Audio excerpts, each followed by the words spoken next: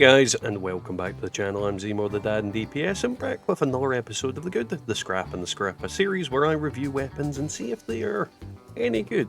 And as usual, today's weapon is no different, but before we get to that, don't forget to leave a like, a comment, and subscribe. When you're in the woods, remember one rule: bows before foes. Alright, so, this is a compound bow with Aristocrats. Replenish action points with each kill, and breaks 50% slower. So, overall, I've not used a compound bow much in my experience, but if it's anything like the regular bow and the crossbow, I think it's going to be generally quite decent. It's not a boss killer, obviously. Like most of these weapons, they are primarily used for taking out small enemies fairly quickly, but we'll get to see exactly how well it's going to do. And yeah, I think I'm going to be pleasantly surprised. Either way, let's get off.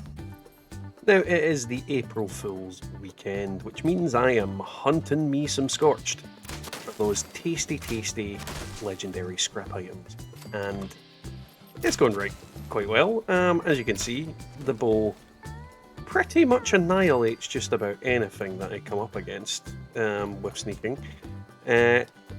The kind of downside with this type of weapon is obviously because of its nature, it doesn't have exactly a great fire rate, but at the same time, if I get a kill with one shot, I'm getting pretty much all my ammo back, and AP back, so it's very unlikely that I'm going to run out of AP while using this weapon in general.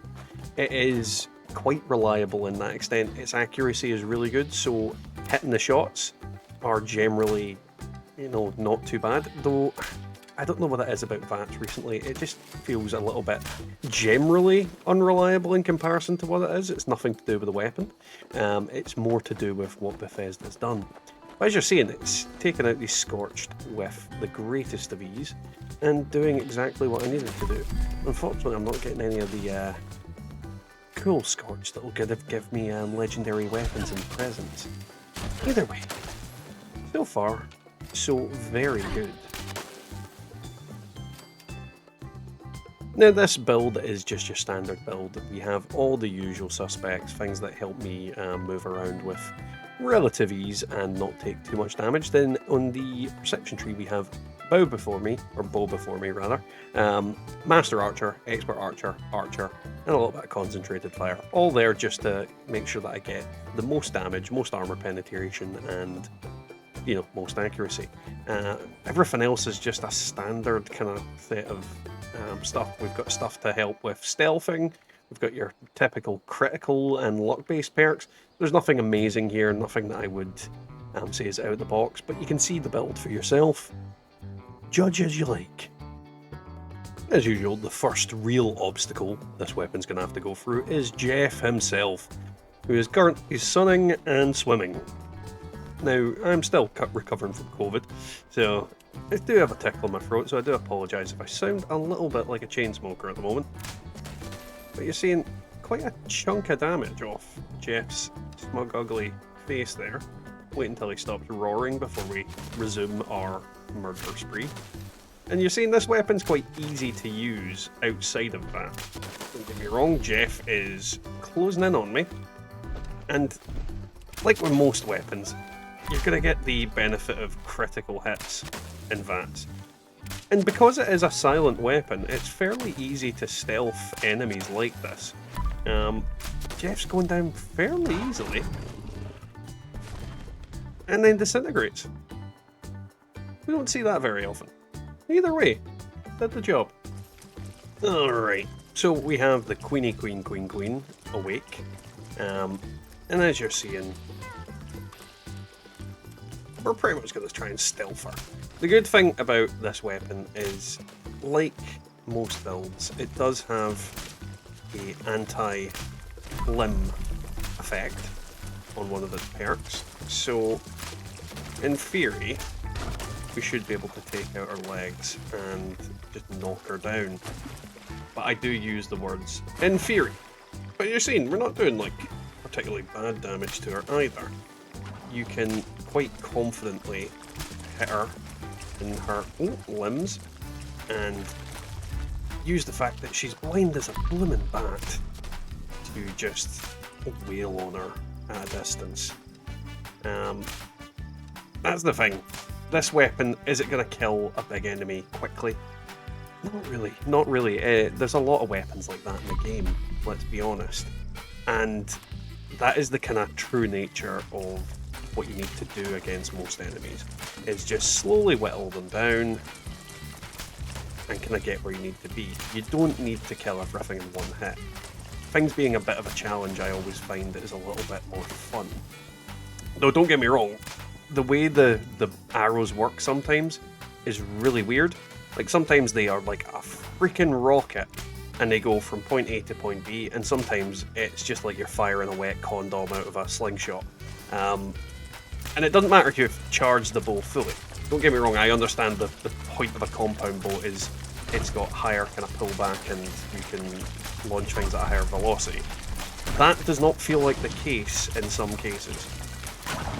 But because it's a silenced weapon, you can quite effectively just go about and go boop. And it's quite satisfying to use. And she also melted. Huh. Alrighty, so as with any of these videos, the real thing comes into daily ops and how well you get your ammo. Well, I can safely say I have no idea how this is going to perform. What I'd say is it is robot day, and I hate robots, and they are stealthy robots. Not so much these ones, but yeah. So this weapon in this particular scenario, I'm not helping out very much, let's be honest. I am really not doing the damage that I need to be doing against robots.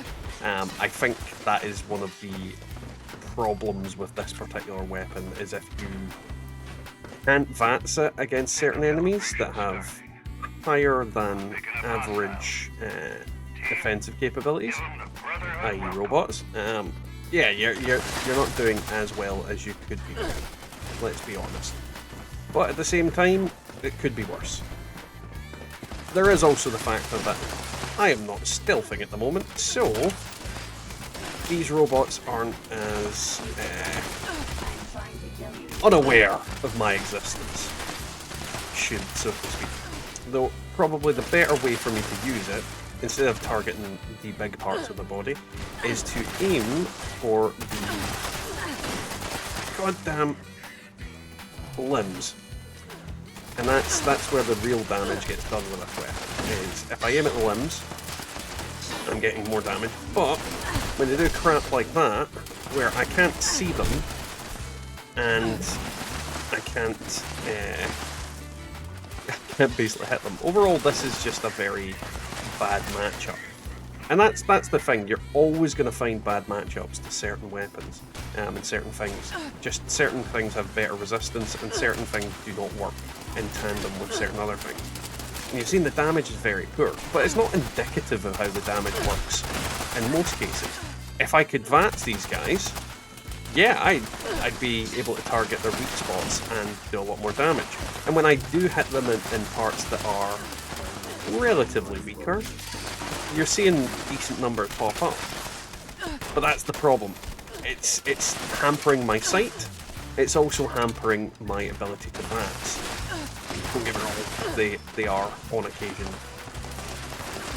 visible, but if you take into consideration the type of round this is, see, and it's not like I was actually clicking VATS there, and it wasn't letting me do it. This is the problem with robots. Even when they're not invisible, they're sometimes unable to be targeted with VATS in some weird way, which is really, really annoying. You're seeing, yeah, if I can target them with VATS, I am able to rinse them.